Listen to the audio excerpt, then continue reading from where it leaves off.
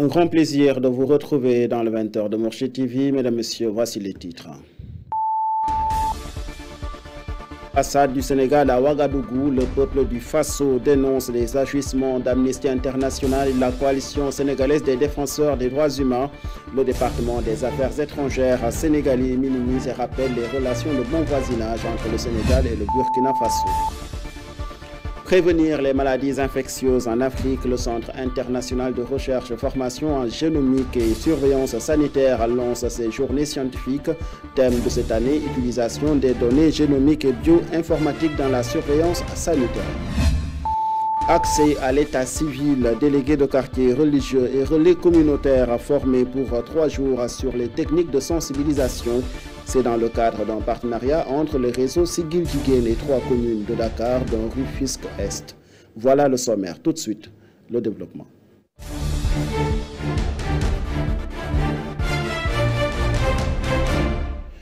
Bonsoir et bienvenue. Visite du chef de l'État sur le site pétrolier de Sangomar. Les retombées du secteur issu les retombées de ce secteur profiteront aux générations actuelles et futures pour financer d'autres secteurs porteurs de croissance. Le chef de l'État Bassirou Diomaye Faye a profité de cette visite pour rassurer les Sénégalais sur la gestion de ces revenus issus du secteur pétrolier. Bassirou Diomaye Faye, je le cite, ces retombées seront gérées en bon père de famille. Suivons ses propos.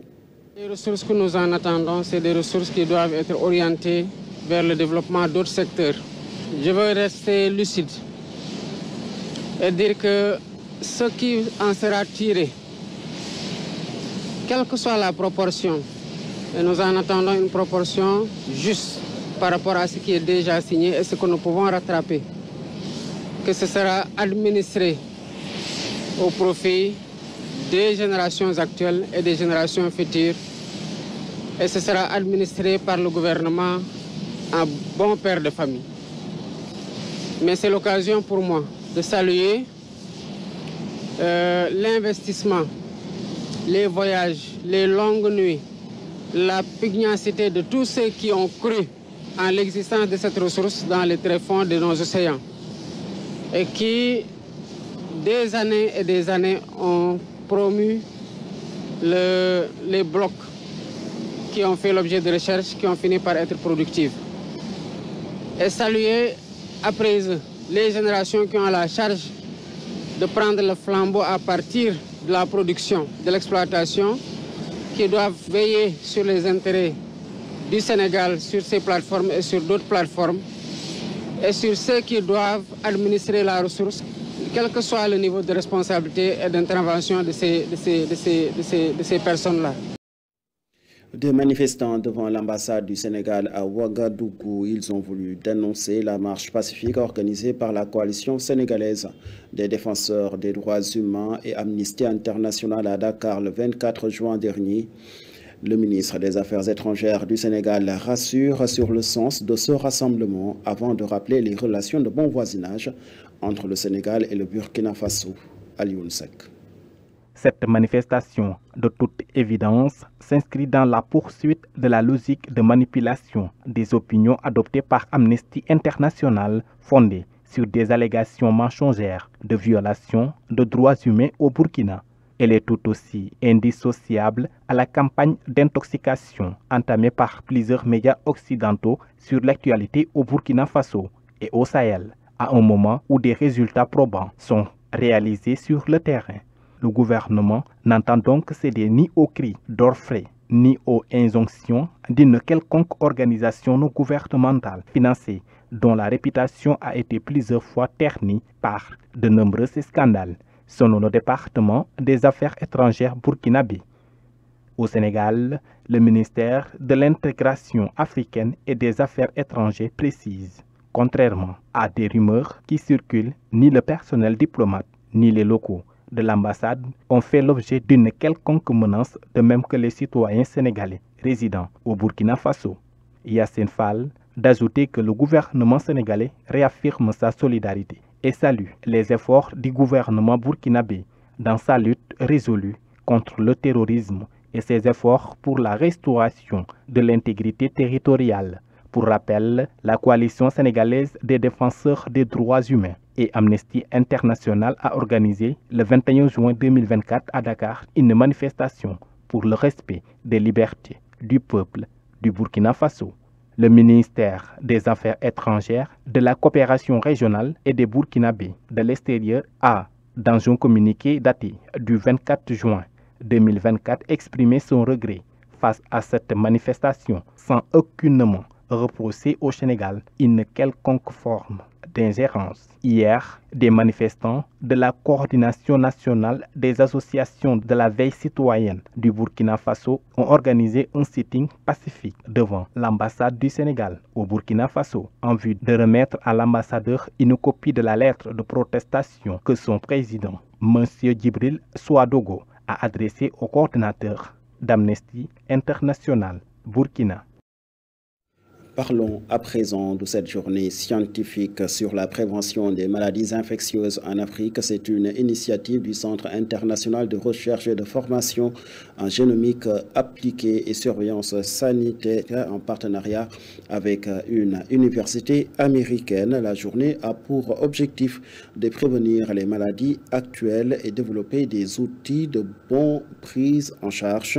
Selon le professeur Daouda Ndiaye, ces propos sont recueillis par Pape Alassane Diop. Nous sommes aujourd'hui dans le cadre d'un symposium sur la surveillance sanitaire en utilisant comme base la génomique.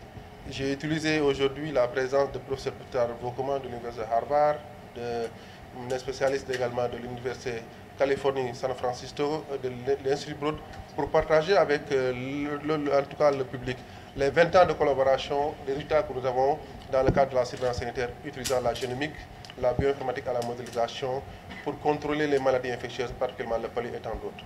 Donc c'était une journée d'échange sur laquelle effectivement on a montré l'apport considérable de cet outil pour anticiper sur les infections à venir, connaître les infections qui circulent, que ce soit les parasites essentiellement dans le cadre de notre travail, mais également dans le cadre de la méthodologie génomique, d'autres infections qui circulent au Sénégal, qui sont responsables de maladies qu'on appelle les fièvres inconnues. Donc on a permis au Sénégal aujourd'hui et à l'Afrique, parce que SIGAS est un centre de référence et de formation et de recherche pour l'Afrique maintenant à travers le programme américain, le PARMA, pour voir les parasites, les infections qui circulent d'une manière générale, voir les menaces en termes d'efficacité des médicaments dans le cadre des mutations génétiques, voir également les outils de diagnostic également utilisés, est-ce que ces outils sont efficaces, pour permettre au Sénégal d'anticiper sur les menaces actuelles par rapport aux maladies, par rapport aux outils déployés sur le terrain pour prévenir, pour traiter les malades. Thiès, la Chambre de commerce, d'industrie et d'agriculture fait plus de 100 millions de francs CFA de budget au titre de cette année, une manne financière qui servira à financer le renforcement de capacité des acteurs et à diversifier les offres de services. Des magasins seront mis à disposition des commerçants par la Chambre de commerce, d'industrie et d'agriculture de Thiès, son premier vice-président, que je vous propose d'écouter, Hassan Ndiaye. Voter notre budget équilibré en recettes et dépenses à 180 442 197 francs. Les priorités d'abord, le centre de la formation qui est à côté que nous allons construire cette année. On a lancé le marché depuis 2023, mais on a commencé à exécuter, on est sur les travaux. Donc c'est vraiment la priorité des priorités pour la formation. Il y a également des magasins, parce que qui dit commerçant dit magasin, des magasins qui seront disponibles pour les commerçants qui sont au niveau des Thiès. Je le rappelais tantôt, l'essentiel pour un budget, ce n'est pas qu'il soit petit ou grand, c'est qu'il soit réaliste, sincère et qu'il puisse être à même d'atteindre les objectifs qui ont été fixés. Et je pense que le budget qui a été voté aujourd'hui à l'unanimité des membres présents est un budget qui peut être qualifié de réaliste. Et il l'a rappelé tantôt, les orientations sont claires et c'est ce qui est attendu d'un budget. Nous nous sommes rendus compte que, je le rappelais tantôt, il y a beaucoup d'initiatives qui ont été prises pour accompagner les sections dans la recherche de partenaires techniques et financiers, dans la formation des élus et dans bien d'autres domaines qui, véritablement, nous pensons, pourront contribuer au rayonnement de cette chambre-là. Baisse des prix des denrées de première nécessité à Thiès. Un conseil régional sur la consommation a été convoqué par le gouverneur de région pour voir comment appliquer les nouveaux tarifs. Cela fait suite à la tenue du Conseil national sur la consommation. Le chef du service régional du commerce à Thiès appelle les populations à un sursaut régional pour veiller au respect strict de ces nouveaux prix fixés par le gouvernement. Khadim Ndiaye. Effectivement, aujourd'hui à 16h, on a une réunion avec l'ensemble des acteurs, les commerçants, les boulangers, les quincailles, donc les meuniers, tout le monde est convié à cette réunion pour qu'on puisse leur soumettre les travaux techniques que le service du commerce a fait pour qu'ensemble qu'on puisse trouver un consensus avant d'aller maintenant en conseil régional de la consommation. Effectivement, c'est ce que nous voulons. Donc nous lançons un appel aussi à la population pour qu'elle puisse s'approprier ces nouveaux prix-là. Donc le gouvernement a fait beaucoup d'efforts. A fait un effort budgétaire de l'ordre de 53 milliards. Donc il appartient au service de contrôle d'être présent sur le terrain, de faire en sorte que ces prix soient effectifs, mais aussi que ces populations s'approprient ces nouveaux prix-là et qu'ils puissent jouer ce qu'on pourrait appeler un contrôle citoyen qui nous permettra maintenant de faire un maillage total du territoire régional dans tous les départements. Parce que ce qu'on veut, c'est une synchronisation des actions dans tous les départements qui puisse nous permettre quand même d'obtenir dans la région de Thiès une effectivité des prix. Et nous en appelons aussi à la collaboration de toutes les couches de la population. Les jeunes, les associations de jeunes, de femmes, les Badionougo, les délégués de quartier, tout le monde est appelé c'est une mobilisation citoyenne qui nous permettra évidemment de faire bénéficier effectivement aux populations ces baisses-là qui sont décidées par le gouvernement dans un contexte international. Badjanougor, délégué de quartier ou encore imam et autres personnels du clergé formés pour 3 jours dans les techniques de sensibilisation sur l'accès à l'état civil. C'est dans le cadre d'un partenariat avec le réseau Sigil Djiguen qui regroupe 3 communes de Dakar, dont Cambérène et Rufisque-Est. Le but de cette formation est de préparer ces porteurs de voix à faire le plaidoyer pour une inscription des enfants à l'état civil dès leur naissance. Les explications d'Eliman Sakho Semben, maire de Rufisque-Est, au micro de Mbaïnian. Qui dit système aussi peut envisager, il faut prendre en considération le fait que parfois il peut y avoir des dysfonctionnements. C'est le cas aussi de l'état civil.